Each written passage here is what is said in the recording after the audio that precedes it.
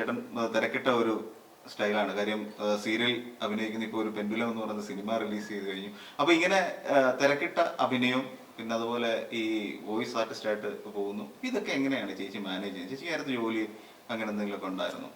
നേരത്തെ ജോലി ഉണ്ടായിരുന്നു. ഡിപ്പാർട്ട്മെന്റ് ഞാൻ കമ്പ്യൂട്ടർ ടീച്ചറായിരുന്നു. അത് കഴിഞ്ഞ് ഞാനൊരു ബുട്ടീക്ക് ഇട്ടിട്ടുണ്ടായിരുന്നു. പക്ഷെ അതെല്ലാം അങ്ങ് നിർത്തി. പൊതുവിൽ ഇത്തിരി മടി കൂടുതലാ, അതുകൊണ്ട് ഒന്നിനും പോണില്ല. പിന്നെ ശോഭിച്ചേട്ടന് തിരക്കാണേലും ഈ പറഞ്ഞ പോലെ വീട്ടിലെ എല്ലാ കാര്യങ്ങൾക്കും പുള്ളി എത്താറുണ്ട്. ഇപ്പോൾ നമുക്ക് എന്തെങ്കിലും ഒരു സാധനം പർച്ചേസ് ചെയ്യണമെങ്കിൽ പോലും പുള്ളി വരാതെ ഞാൻ പോത്തില്ലെന്ന് പുള്ളിക്ക് അറിയാം. അതുകൊണ്ട് പുള്ളി എങ്ങനെയും ഇതുവരെ, ഇനി നാളത്തെ എനിക്ക് അറിഞ്ഞൂടാ, ഞാൻ വഴക്കുണ്ടാക്കും. ഭയങ്കരമായിട്ട് വഴക്കുണ്ടാക്കും, ബഹളം ഉണ്ടാക്കും. അതെല്ലാം പിന്നെ വന്ന് കുറച്ച് കഴിയുമ്പോ ഇതങ്ങ് മാറും. അതാണ് വഴക്ക്. ഇവിടെ ഞാൻ പറഞ്ഞില്ലേ, നമ്മളിപ്പോ വീട്ടിലേക്ക് എന്തെങ്കിലും സാധനം മേടിക്കണമെങ്കിൽ പോലും ഞാൻ വന്നാലേ പോകുള്ളൂ, ഒറ്റയ്ക്ക് പോകില്ല. ഒറ്റയ്ക്ക് പോയി വാങ്ങിക്കാനുള്ള ഒരു മനസ്സില്ല. അത് ഞാനും കൂടി പോയി വാങ്ങിച്ചാലേ പുള്ളിക്കാരിക്ക് തൃപ്തിയാവുള്ളൂ. മക്കളൊക്കെ മൂത്താള് MBBS പഠിക്കുന്ന, മോൻ 9ാം ക്ലാസ്സിൽ പഠിക്കും. അവരെന്നെ പോലെയല്ല, അവര് കാര്യങ്ങളൊക്കെ തന്നെ ചെയ്യാം, അങ്ങനെയൊക്കെ ഉണ്ട്. അതുകൊണ്ട് പിള്ളേര് വളർന്നു കഴിഞ്ഞപ്പോൾ അവരെ എങ്ങനെ ഏൽപ്പിച്ചു? അവിടെ എന്തെങ്കിലും വാങ്ങിക്കുകയാണെങ്കിൽ അവര് പോയി വാങ്ങിക്കല്ല, അതിന്റെ കാര്യങ്ങൾ ഡീൽ ചെയ്യുന്നതെല്ലാം അവരെ കൊണ്ടാക്കി. ഇപ്പോൾ പൈസ കൊടുക്കുന്നതും അല്ലെങ്കിൽ അത് പോയി നോക്കുന്ന കാര്യങ്ങളും ഇവളുടെ ഒരു മേൽനോട്ടം മാത്രമേ ഉണ്ടാവുള്ളൂ. അവരെ കൊണ്ട് അതൊക്കെ ചെയ്യും. എനിക്ക് കാർഡിട്ട് കാശ് എടുക്കാൻ പോലും അറിഞ്ഞൂടാ. ATM പോവില്ല. ഒന്നാമത് അത് ക്ലോസ്ഡ് റൂമല്ലേ, അതിനകത്ത് കയറി പേടിയാ. ലിഫ്റ്റ് കയറാൻ പേടിയാ. അല്ല, അങ്ങനെയല്ല, അങ്ങനെ പേടിയല്ല. എനിക്കെന്തോ ഈ ടെറസിന്റെ മുകളിൽ കയറാൻ പേടി. അങ്ങനത്തെ ലിഫ്റ്റിൽ ഒറ്റയ്ക്ക് കയറാൻ പേടിയാ. ഒറ്റയ്ക്ക് കയറൂല. ഒറ്റയ്ക്ക് ഞാൻ എങ്ങും പോവില്ല. അപ്പൊ എന്താ ചേട്ടനൊപ്പം വേണം. നല്ലൊരു ശീലം. ഓടി വരുന്നത് ചിലപ്പോൾ വഴക്ക് പേടിച്ചിട്ടാണോ, അങ്ങനെ എന്തെങ്കിലും ഉണ്ടോ? ഇല്ല, അങ്ങനെയല്ല, വഴക്ക് പേടിച്ചല്ല. ഞാൻ ഒരു എന്താണ്, വീട്ടിലെ കാര്യങ്ങൾ അല്ലെങ്കിൽ വീടുമായിട്ട് അറ്റാച്ച്മെന്റ് ആയിട്ട് നിൽക്കാൻ ഇഷ്ടപ്പെടുന്ന എനിക്ക് ആഗ്രഹം. അപ്പൊ അതുകൊണ്ട് തന്നെ ഞാൻ എല്ലാ കാര്യങ്ങൾക്കും ഇപ്പോൾ വീട്ടിൽ തന്നെ ആയാലും എന്തെങ്കിലും കാര്യം ചെയ്താലേ അത് എൻ്റെ ഒരു മേൽനോട്ടം ഇല്ലെങ്കിൽ എനിക്കൊരു തൃപ്തിയാവും. ഇപ്പോൾ വീടൊന്ന് വൃത്തിയാക്കണമെന്ന് വീട് തന്നെ ഞാൻ ചെയ്താലേ എനിക്കത് ഇവര് മാത്രം ചെയ്താൽ അല്ല, അതെ, ഇവര് മാത്രം ചെയ്താല് അത് എനിക്ക് അവിടെ അങ്ങനെ ഇല്ല, ഇവിടെ ഇങ്ങനെ, ഇത് അവിടെ വെക്കായിരുന്നു, അത് ഇവിടെ വെക്കായിരുന്നു എന്നൊക്കെ പറഞ്ഞിട്ട് എനിക്ക് തന്നെ ഒരു കൺഫ്യൂഷൻ തോന്നും. എന്ന് പറഞ്ഞ ചേട്ടനല്ല ഇവിടെ ജോലി ജീവിതത്തിൽ ഇന്ന് വരെ നമുക്കൊരു സാധനം ചേട്ടൻ ഉണ്ടാക്കി തന്നിട്ടില്ല. ഒരു പ്രാവശ്യം എന്റെ മോളെ ഇത് കേൾക്കുമ്പോ ആൾക്കാർ വിചാരിക്കുന്നത് എന്താ പറയുക, ആ ചേട്ടൻ ഈ വീട്ടിൽ അയ്യടാ സത്യമായിട്ട് ഒന്നും ചെയ്തു തന്നിട്ടില്ല. എനിക്ക് ആകെ ചെയ്തു തന്നിട്ടുണ്ട്, മോളെ പ്രഗ്നന്റ് ആയിരുന്നപ്പോ ഒരു തണ്ണിമത്തന്റെ ജ്യൂസ് അടിച്ചു തന്നിട്ട് അതിന്റെ ഈ മിക്സിയൊക്കെ കഴിയാൻ വേണ്ടി അമ്മ കരുനാഗപ്പള്ളിയിൽ നിന്ന് ഇവിടെ വരേണ്ടി വന്ന്, അത്രേ എനിക്ക് ചെയ്തു തന്നിട്ട്. അല്ല, ഞാൻ അടുക്കള കയറുന്ന സ്വഭാവം എനിക്കില്ല. എനിക്ക് വലിയ ബുദ്ധിമുട്ടാണ്.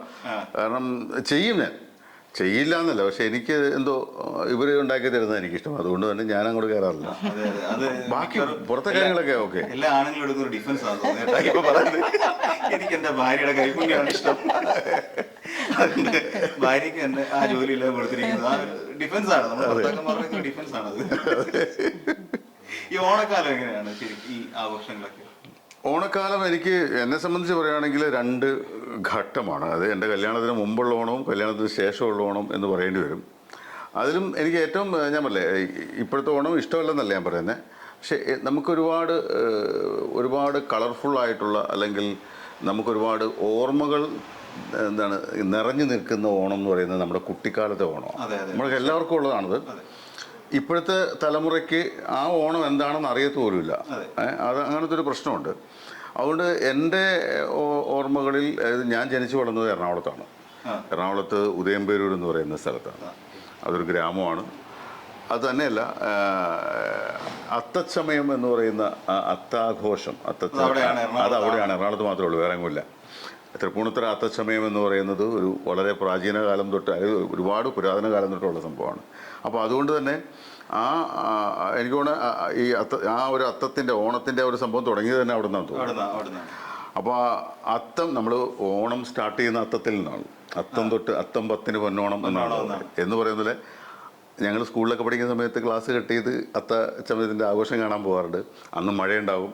മഴ നനഞ്ഞ് കുളിച്ച് ഈ പറയുന്ന ഘോഷയാത്രയെല്ലാം കണ്ട് അത് വന്ന് അവിടെ ബോയ്സ് സ്കൂളിൻ്റെ ഗ്രൗണ്ടിൽ വന്ന് ചേരുന്ന സമയത്തുമൊക്കെ അവിടെ നിന്ന് അത് കഴിഞ്ഞിട്ടാണ് വീട്ടിലേക്ക് വരുന്നത്. പിന്നെ അന്ന് തൊട്ടാണ് പൂവിടാൻ തുടങ്ങുന്നത്. ഈ പൂവിടുക എന്നൊക്കെ പറഞ്ഞാൽ ഭയങ്കര നമുക്ക് ഭയങ്കര സന്തോഷമുള്ള ആഘോഷമായിട്ട് നടത്തുന്നൊരു കാര്യമാണ്. അത് ഓരോ നാളിനും അനുസരിച്ചുള്ള പൂക്കളങ്ങൾ ഒരുക്കി നമ്മുടെ വീട്ടിൽ തന്നെ ഇപ്പം നമ്മൾ കാണുന്നത്, പക്ഷെ അതിലും അങ്ങനെ വ്യത്യസ്തമായിട്ടുണ്ടോയെന്ന് എനിക്കറിയില്ല. ഇപ്പം ക്ലബ്ബുകളുടെ എല്ലാം ഏതെങ്കിലും റോഡ് സൈഡിലൊക്കെ ഒരു തട്ടൊക്കെ ഉണ്ടാക്കി ഒരു പൂക്കളം ഇടുന്നൊരു സംഭവമുണ്ട്. പക്ഷെ അതിലും എല്ലാ ഡിഫറെൻ്റ് ആയിട്ടുള്ള പൂക്കളങ്ങൾ ഉണ്ടാക്കുന്നതല്ലാതെ ഓരോ നാളും ഇപ്പം അത്തത്തിന് നമ്മൾ പൂവിടാറില്ല. അത്തത്തിന് തുമ്പക്കുടം, തുമ്പപ്പൂവ് അങ്ങനെയുള്ള തുമ്പപ്പൂ മാത്രമേ ഇടുള്ളൂ, അല്ലെ തുമ്പക്കുടം മാത്രമാണ് വെക്കുന്നത്. അത്തം കഴിഞ്ഞിട്ട് അടുത്ത അത്തം ചിത്തിര, അങ്ങനെ ഓരോ നാളിനുമാണ് ഇതിന് അടുത്തടുത്ത പൂക്കൾ ഇടുന്നത്. ഓരോ നാളിനും ഓരോ കളങ്ങളാണ്. ഇപ്പം മൂലം നാളിന് മൂല തിരിച്ചിടണമെന്നാണ് പറയുന്നത്. അങ്ങനെ ഇങ്ങനെ അത് റൗണ്ടിലായിരിക്കില്ല, എവിടെയെങ്കിലേക്ക് മൂല ഉണ്ടാവും. അങ്ങനെയൊക്കെ ഇട്ട് അങ്ങനെ അവസാനം തിരുവോണത്തിൻ്റെ അന്ന് തലേ ദിവസം രാത്രി നമ്മൾ ഓണത്തപ്പനെ വരവേൽക്കുന്ന ഒരു സംവിധാനമുണ്ട്. അതെ, അത് നമ്മൾ സാധാരണ ചെയ്യുന്നത്, നമ്മളിപ്പോൾ വീടിൻ്റെ ഫ്രണ്ടിൽ നമ്മൾ പൂക്കളം ഇടുന്നു. നമ്മുടെ പടി, അതായത് റോഡിലേക്ക് ഇറങ്ങുന്ന പടിയുടെ അവിടെ നമ്മൾ വേറൊരു കളം വരച്ചിട്ട് അവിടെ ഓണത്തപ്പനെ വെച്ച് ഈ കുരുത്തോലയും തുമ്പക്കുടവും അങ്ങനെയുള്ള സാധനങ്ങളെല്ലാം കൂടി വെട്ടി അരിഞ്ഞ് മിക്സ് ചെയ്ത് അതൊരു പൂ പോലെ ആക്കിയിട്ട് അതെല്ലാം അവിടെ ഇട്ട്, അതുപോലെ അരിമാവ് കുഴച്ചിട്ട് അത് ഓണത്തപ്പനെ ഇങ്ങനെ ഒഴിച്ചിട്ട് അവിടെയൊക്കെ കുറച്ച് കാര്യങ്ങളൊക്കെ ചെയ്ത് ഇങ്ങനെ കയറ് കെട്ടിയിട്ട് കുരുത്തോല തൂക്കും. കുരുത്തോലയിൽ പല പല സംഭവങ്ങളൊക്കെ ഓല കൊണ്ടൊക്കെ ഉണ്ടാക്കിയിട്ടുള്ള സാധനങ്ങളൊക്കെ കെട്ടിത്തൂക്കി നമ്മുടെ ഈ ഓണപ്പൂവിടുന്ന ആ കളം വരെ നമ്മൾ കൊണ്ടുവന്ന് വെച്ചിട്ട് രാത്രി വെളുപ്പിന് 3 മണിക്കാണ് ഓണത്തപ്പ കൊടവയറ എന്നൊക്കെ പറഞ്ഞിട്ടൊരു സംഭവം നമ്മൾ ആർപ്പോ വിളിച്ച് ഓണത്തപ്പനെ എതിരേറ്റ് ഞങ്ങളുടെ ഓണം കൂടാൻ വായോ എന്നും പറഞ്ഞ് എതിരേറ്റ് ഇവിടെ നിന്ന് ഈ പടിയുടെ അവിടെ നിന്ന് നമ്മുടെ ഈ ഓണപ്പൂവിടുന്ന അങ്ങോട്ട് ആനയിച്ചു കൊണ്ടിരുന്നൊരു ചടങ്ങുണ്ട്. വെളുപ്പിനെ പിറ്റേ ദിവസം അന്ന് വേറെ പൂക്കളമൊന്നും ഇടുന്നില്ല. അവിടെയാണ് ഓണത്തിൻ്റെ പൂക്കളത്തിൻ്റെ സമ്പ്രദായം തീരുന്നത്. അവിടെയാണ്. അതിന് ശേഷമാണ് ഉച്ചയ്ക്കത്തെ സദ്യ കാര്യങ്ങൾ, ഊഞ്ഞാലാട്ടം, മറ്റേ കാര്യങ്ങളെല്ലാം അങ്ങനെ. അപ്പോൾ ഇതൊക്കെ നമ്മൾ ചെറുപ്പകാലങ്ങളിൽ ഒരുപാട് ആഘോഷിച്ചിട്ടുണ്ട്. ഈ പൂ പറിക്കാൻ പോകുന്നത് തന്നെ, പൂവൊക്കെ പറിക്കാൻ പോകുകയെന്ന് പറഞ്ഞാൽ നമ്മുടെ വീട്ടിലൊന്നും കിട്ടത്തില്ല.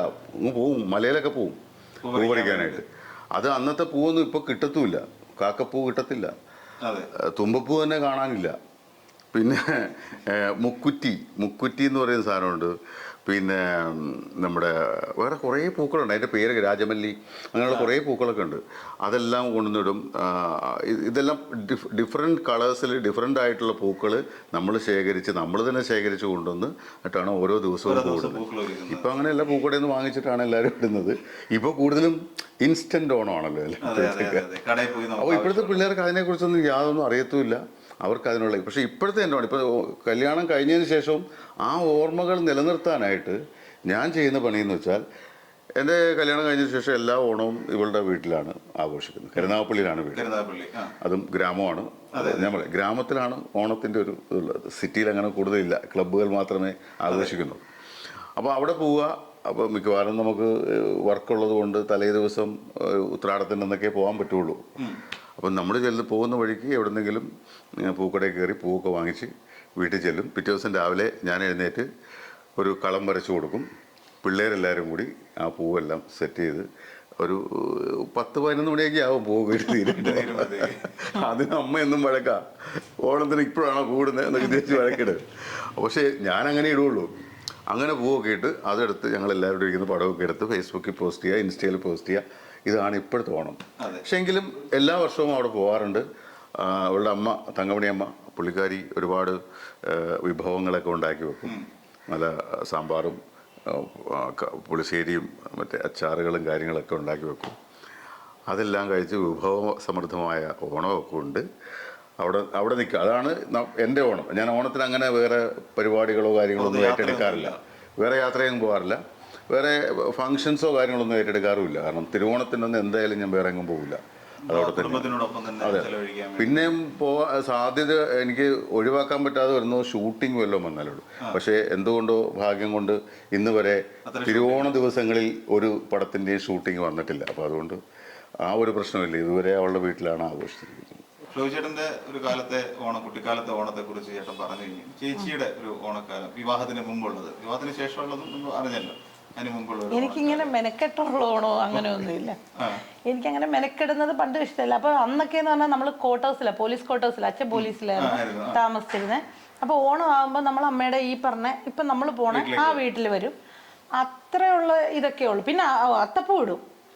ഈ പറഞ്ഞ പോലെ എങ്ങും പോയി ഒന്നുമില്ല, അവിടുന്ന് ഇവിടുന്ന് പറിച്ച് അങ്ങനെ പൂടും. പിന്നെ ഈ പറഞ്ഞ പോലെ സദ്യ ഉണ്ണും. ഇതിലൊക്കെ മെയിൻ എനിക്ക് ഓണക്കോടി. അത് ഇന്നും നമ്മൾ വഴക്കിട്ട് എത്ര കിട്ടിയാലും തൃപ്തിയാകാതെ അതിനകത്തുള്ള ആ ഒരു ഇതേ ഉള്ളൂ. അല്ലാതെ ഇങ്ങനെ ഇത്രയും ഭയങ്കര ആഡംബരമായിട്ട് അങ്ങനെയൊന്നുമില്ല. അതെ അതെ അതൊക്കെ ഇവരുടെ ഒരു ഇതാണ്. പക്ഷെ ഞാൻ പറഞ്ഞു നമ്മുടെയൊക്കെ വെച്ചാൽ നമ്മുടെ ചെറുപ്പത്തിലേ ഉള്ള സമയത്തെന്ന് പറഞ്ഞാൽ എനിക്ക് തോന്നുന്നു ഒരുപാട് ആളുകൾക്ക് അത് അങ്ങനത്തെ ഒരു നൊസ്റ്റാൾജിയ ഉണ്ട്. കാരണം വേറെ ഒന്നുമല്ല, നമുക്കൊക്കെ അന്നത്തെ ഒരു അവസ്ഥയിൽ ഓണം എന്ന് പറയുന്നത് വലിയൊരു സന്തോഷമാകാൻ കാര്യം എന്ന് വെച്ചാൽ ഓണത്തിന് മാത്രമാണ് നമുക്ക് ഓണക്കോടി വാങ്ങിച്ചിരുന്നത്. അല്ലാത്തപ്പോഴൊന്നും ഷർട്ടും നിക്കറും ഒന്നും മേടിച്ച്, അതായത് നമ്മൾ അന്നൊക്കെ നിക്കർ സ്കൂളിൽ പഠിക്കുമ്പോൾ നിക്കറൊക്കെ ഉണ്ടല്ലോ. അപ്പോൾ അന്ന് പുതിയ നിക്കറും പുതിയ ഷർട്ടും അങ്ങനത്തെ പുതിയത് കിട്ടുന്നത് ഓണത്തിന് മാത്രമാണ്. അതുകൊണ്ടാണ് ഓണം വരാൻ വേണ്ടി ഇങ്ങനെ കാത്തിരിക്കുന്നത്. ഓണം വന്ന് നമുക്ക് പുതിയത് അതുവരെ മൂട് കീറിയതൊക്കെ ഇട്ടുണ്ട് നടക്കുന്നത്. അപ്പോൾ അതുകൊണ്ട് ആ ഓണക്കോടി എന്നൊക്കെ പറഞ്ഞാൽ നമുക്ക് ഒരു വർഷം ആകെ കിട്ടുന്ന ഡ്രസ്സാണ്. അതിനു വേണ്ടിയിട്ടുള്ള കാത്തിരിപ്പാണ്. അപ്പോൾ അതിനു വേണ്ടിയിട്ട് ആ ഓണക്കോടി ഇട്ട് ഓണത്തിന് അർമാദിക്കാൻ വേണ്ടിയിട്ട് അതിൻ്റെ ഒരു ആവേശത്തിലാണ് ഈ പൂ പറിക്കാനൊക്കെ. ഞാൻ പറഞ്ഞ മലയിലൊക്കെ മരത്തിൻ്റെ മുകളിലൊക്കെ വലിഞ്ഞു കയറി പൂ പറിച്ച് വന്നിട്ടുണ്ട്. ചില പൂക്കളൊക്കെ അതിൻ്റെ മുകളിലേക്ക് കിട്ടുള്ളൂ. അത് വലിഞ്ഞു കയറി പറിച്ചുകൊണ്ട് വരും.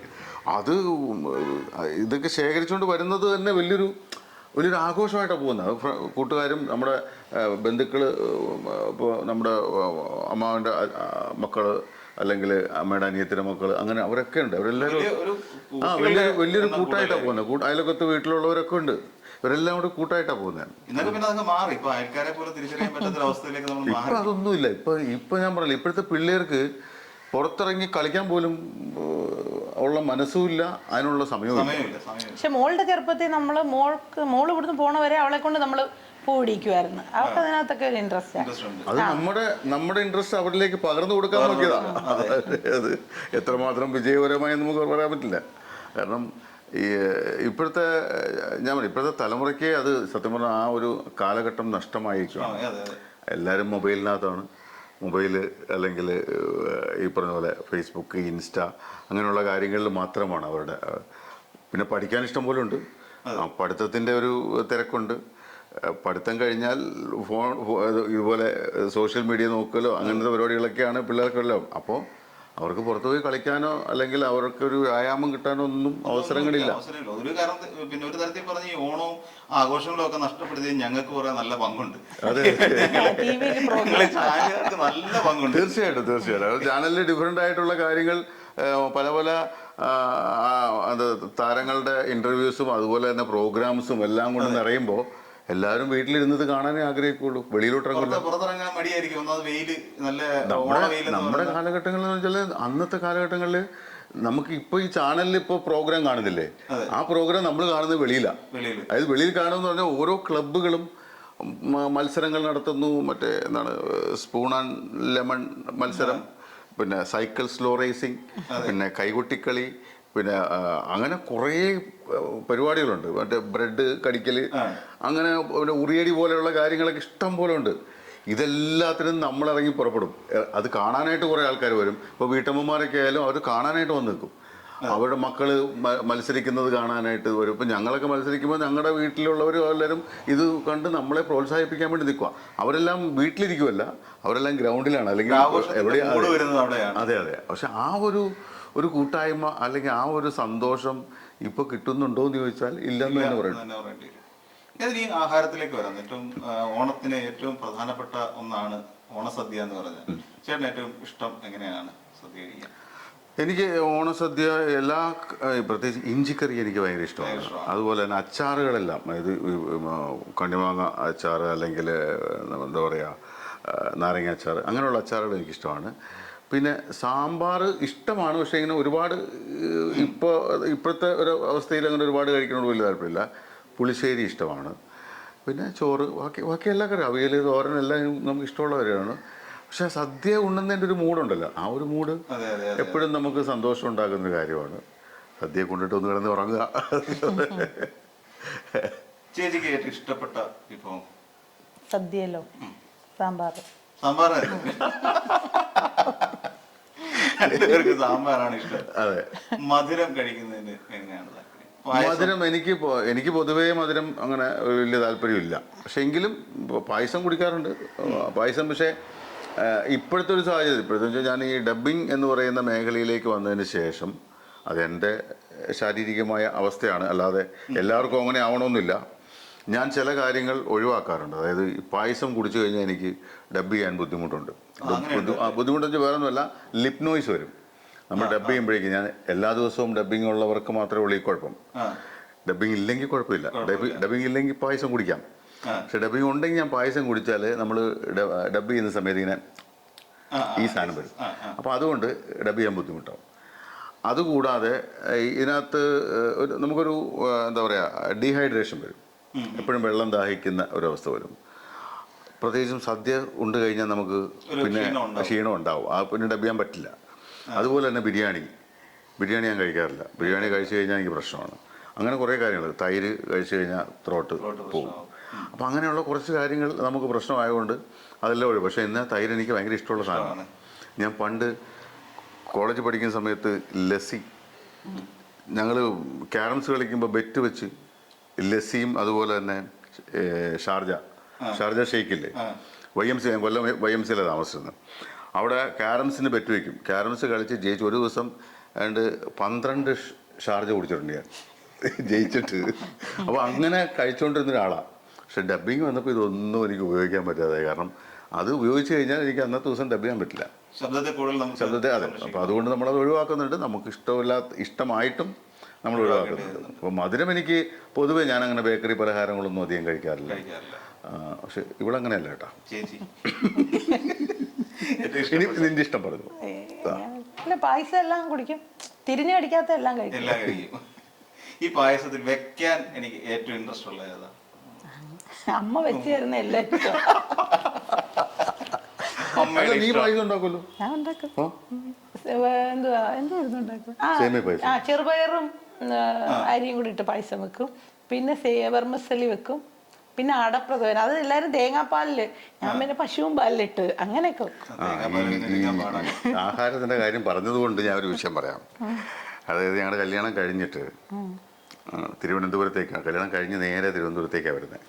അത് നമ്മൾ ഇപ്പോൾ ഈ താമസിക്കുന്ന വീടിൻ്റെ അപ്പുറത്ത് കൂട്ടാമ്പുഴ എന്നൊരു സ്ഥലമുണ്ട്. അവിടെ അവിടുത്തെ വീട്ടിലാണ് ആദ്യമായിട്ട് താമസിക്കുന്നത്.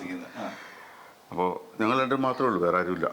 അപ്പോൾ എൻ്റെ അമ്മ കല്യാണം കഴിഞ്ഞൊരു ഒരാഴ്ച ഉണ്ടായിരുന്നു, ഇവളുടെ അമ്മയും ഒരാഴ്ച സമയത്തും ഉണ്ടായിരുന്നു. അത് കഴിഞ്ഞ് എല്ലാവരും പോയി കഴിഞ്ഞ് പിന്നെ നമുക്ക് വീട്ടിൽ ആഹാരം ഉണ്ടാക്കണമല്ലോ. അപ്പോൾ പുള്ളിക്കാരിക്ക് അന്ന് ആകപ്പാടം ഉണ്ടാക്കാൻ അറിയാവുന്ന 1-2 ഐറ്റംസേ ഉള്ളൂ. അങ്ങനെ ഏകദേശം 1.5 കൊല്ലം ഞാൻ ഗോതമ്പുണ്ട കഴിച്ചു എന്ന് പറയുന്ന പോലെ കൊഴുക്കട്ടയായിരുന്നു ഞങ്ങളുടെ പ്രധാന എല്ലാ ദിവസവും. അതായത് അതാ ഞാൻ പറഞ്ഞത്, തിങ്കളാഴ്ച അരി കൊണ്ടുണ്ടാക്കിയ കൊഴുക്കട്ട, അരിയുടെ പൊടി വെച്ചിട്ട്. ചൊവ്വാഴ്ച ഗോതമ്പിൻ്റെ പൊടി വെച്ചിട്ടുണ്ടാക്കി വെറൈറ്റി. ഗോതമ്പിൻ്റെ അതിനകത്ത് ചിലപ്പോൾ തേങ്ങയും പഞ്ചസാരയായിരിക്കും, ചിലപ്പോൾ ശർക്കരയും തേങ്ങയായിരിക്കും. അതൊക്കെ ഡിഫറെൻ്റ് ആയിട്ട് വരും. മൂന്നാമത്തെ ദിവസം, അതായത് ബുധനാഴ്ച റവ കൊണ്ടുള്ള ഒരു കൊഴുക്കട്ട ഉണ്ടാക്കും. വ്യാഴാഴ്ച അരിയും റവയും കൂടി മിക്സ് ചെയ്തിട്ട് കൊഴുക്കട്ട. വെള്ളിയാഴ്ച ഗോതമ്പും റവയും കൂടി മിക്സ് ചെയ്തിട്ട് വരണം. ശനിയാഴ്ച എല്ലാം കൂടി മിക്സ് ചെയ്തിട്ട് ഒരു കൊഴുക്കട്ട. ഞായറാഴ്ച വെളിയിൽ നിന്ന് കഴിക്കും. ഇതായിരുന്നു ഞങ്ങളുടെ ഒരു ശീലം. അപ്പൊ പക്ഷെ അവസാനം ഈ 1.5 കൊല്ലം കഴിഞ്ഞപ്പോൾ ഞാൻ ഈ കൊഴുക്കട്ട എന്നൊരു സാധനം വെറുത്തു പോയി. കാരണം പിന്നെ അവസാനം എന്തായാലും ഭാഗ്യത്തിന് നമ്മൾ താമസിച്ച വീട്ടിൽ ഒരു ലാൻഡ് ഫോൺ ഉണ്ടായിരുന്നു. ആ ലാൻഡ് ഫോൺ ഉള്ളതുകൊണ്ട് ഇവള് ഡെയിലി അമ്മയെ വിളിച്ച് അടുപ്പത്ത് ഇതൊക്കെ എടുത്ത് വെച്ചിട്ട് അമ്മയെ വിളിച്ചിട്ട് ഇതുണ്ടാക്കി തീർന്നതിന് ശേഷമേ ഫോൺ വയ്ക്കുള്ളൂ. അമ്മയോട് ചോദിച്ചിട്ട് ഓരോ സാധനം ഉണ്ടാക്കി പക്ഷെ അങ്ങനെ പഠിച്ച് ഇപ്പോൾ ഈ പാചക പുസ്തകങ്ങളുടെ ഒരു അടുക്ക് തന്നെ ഉണ്ട് ഇവിടെ. അതെല്ലാം നോക്കി ഡിഫറൻ്റ് ആയിട്ടുള്ള ഫുഡ് ഉണ്ടാക്കി തരുന്നുണ്ട്. അതിൻ്റെ ചില ദിവസം പരീക്ഷണങ്ങൾ, ഈ പരീക്ഷണത്തിനെല്ലാം നമ്മളിപ്പോൾ എന്താണ് എലിയെ പരീക്ഷിക്കാനായിട്ട് ഇഞ്ചക്ഷൻ ഒക്കെ ചെയ്യുന്ന പോലെ എന്ത് പരീക്ഷണം നടത്തിയാലും എന്നിലാണ് പരീക്ഷിക്കുന്നത്. ഞാനത് കഴിച്ച് നോക്കിയിട്ട് എങ്ങനെയുണ്ടെന്ന് നോക്കിയിട്ടാണ് പിന്നെ മുന്നോട്ട് പോകുന്നത്. വേറെ സിനിമയിൽ പിന്നെ ദിലീപിന്റെ ഒരു ഡയലോഗ് ഉണ്ട്. ദിലീപ് ഒരു കുക്കായിട്ട് വരുന്ന ഒരു സിനിമ, അതിനകത്ത് പറയുന്നത് no it's cooking lab. Cooking lab അവരവസ്ഥയല്ലേ. അങ്ങനെയാണ് നമ്മുടെ ഒരു വളർച്ച അല്ലേ? ഇപ്പൊ പക്ഷെ ഒന്നും നോക്കാതെ അല്ല, ഞാൻ ഈ പറഞ്ഞകത്ത് എന്തെങ്കിലും അതിശോക്തി ഉണ്ടോ? ഇല്ല, ഒന്നും ഇല്ല. നമ്മള് കുക്കിംഗ് തപാലിൽ പഠിച്ചു, അല്ല, അമ്മ ഇടയ്ക്ക് ഇതുപോലെ ബ്രദറിന്റെ അടുത്ത് മദ്രാസിൽ പോയി. അപ്പൊ പോയി കഴിഞ്ഞപ്പോ അന്ന് അത്രയും ദൂരമായിട്ട് നമുക്ക് എപ്പോഴും വിളിക്കാൻ പറ്റത്തില്ലല്ലോ. അവസാനം ഞാൻ കരഞ്ഞ അമ്മ കുറേ പാചകങ്ങൾ കൊറിയർ ചെയ്തു തന്നു. എനിക്ക് എഴുതി അമ്മയുടെ കൈപ്പടയിൽ എഴുതിയിട്ട് കൊറിയർ ചെയ്തു തന്നു. ഇത് നോക്കിയാണ് ഞാൻ ഈ പേപ്പർ 2-3 പേജുണ്ടെങ്കിൽ ഒരു ദിവസം എല്ലാം എടുത്തു വെച്ചിട്ട് നോക്കിയപ്പോ ഈ പേപ്പർ കാണുന്നത്. അന്നൊക്കെ കുറെ പാട് വിട്ടു കേട്ടോ. പക്ഷെ ഇപ്പൊ അങ്ങനെയൊന്നുമില്ല. എല്ലാം നമ്മള് ഇപ്പൊ നല്ല മീൻകറിയൊക്കെ ഉണ്ടാക്കും. നല്ല രസിക്കൻ മീൻകറിയൊക്കെ ഉണ്ടാക്കും.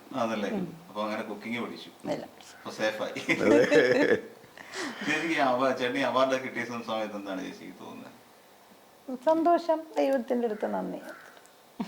എനിക്ക് തോന്നുന്നു ഒരു പക്ഷേ ചേട്ടനായിരിക്കും തിലകൻ സാറിന് വേണ്ടിയിട്ട് ഡബ് ചെയ്യാൻ പപ്പേട്ടന്റെ ഒരു സിനിമ ഓഗസ്റ്റ് ക്ലബ്. എങ്ങനെയുണ്ടായിരുന്നു ആ ഒരു അനുഭവം? അത് അച്ഛൻ മരിച്ച് ഏകദേശം എനിക്കൊന്ന് 16 കഴിഞ്ഞിട്ട് ഇമ്മീഡിയറ്റ് ആയിട്ട് ഉള്ള സമയത്ത് ചെയ്തതാണ്. അന്ന് സത്യം പറഞ്ഞാൽ ഞാൻ പറയാം, അച്ഛനെ ഞാൻ അതിനു മുമ്പ് ഒരു സീരിയലിൽ ഡബ് ചെയ്തിട്ടുണ്ടായിരുന്നു, പെയ്തൊഴിയാതെ KK രാജുവിൻ്റെ. അപ്പോൾ അത് ഞാൻ ഡബ് ചെയ്തിട്ടുണ്ട്. പക്ഷേ ഞാനൊരിക്കലും അച്ഛനെ ഇമിറ്റേറ്റ് ചെയ്യാനോ അങ്ങനത്തെ ഒരു സംഭവമല്ല നോക്കുന്നത്. അച്ഛൻ്റെ സ്റ്റൈല്, അച്ഛൻ്റെ ഒരു മോഡുലേഷൻ, പുള്ളിയുടെ പൈലറ്റ് കേട്ടാൽ മാത്രമേ എനിക്ക് ചെയ്യാൻ പറ്റുള്ളൂ, ഇല്ലെങ്കിൽ എനിക്ക് ചെയ്യാൻ പറ്റില്ല. പിന്നെ അച്ഛൻ്റെ വോയിസിനോട് കുറച്ച് റിസംബ്ലൻസ് ഉള്ളതുകൊണ്ട് നമുക്ക് മിമിക്രി ചെയ്യേണ്ടി വരുന്നില്ല. നമ്മൾ ആ പുള്ളിയുടെ ഏജ് മാത്രം ഒന്ന് ഇതാക്കി കൊടുത്താൽ മതി. അങ്ങനെ ചെയ്തു പോവാണ്. പിന്നെ നമുക്ക് വേറെ ടെൻഷൻസ് ഒന്നുമില്ല. പുള്ളി എന്താണോ മോഡുലേറ്റ് ചെയ്ത് വെച്ചിരിക്കുന്നത് അത് തന്നെ നമ്മൾ ചെയ്താൽ മതി, വന്നോളും. അപ്പോൾ അതങ്ങനെ ചെയ്തെന്നുള്ളേ ഉള്ളൂ. പക്ഷെ എനിക്കത് ഓഗസ്റ്റ് ക്ലബ് എനിക്ക് നന്നായിട്ട് ചെയ്യാൻ പറ്റിയിട്ടുണ്ടെന്നുള്ളൊരു ആത്മവിശ്വാസം എനിക്കുണ്ട്. കാരണം അച്ഛൻ്റെ ഏജും എൻ്റെ ഏജും തമ്മിലുള്ള ഡിഫറൻസ് ഉണ്ട്. പക്ഷേ എങ്കിലും മാക്സിമം പുള്ളിയുടെ ഏജ് തന്നെ പിടിച്ച് പുള്ളിയുടെ സ്റ്റൈൽ തന്നെ, അതൊരു റിട്ടയർഡ് മിലിറ്ററി കേണലായിട്ട് ആണ്. അപ്പോൾ അതിൻ്റെ നന്നായിട്ട് ചെയ്യാൻ പറ്റിയിട്ടുണ്ട്. അതിലൂടെ പുള്ളിക്കാരൻ അച്ഛൻ പാടി അഭിനയിച്ച ഒരു പാട്ട് ഞാനും പാടിയിട്ടുണ്ട്. അങ്ങനെ ഒരു പിന്നണി ഗായകനും കൂടിയായി എന്നതാണ്.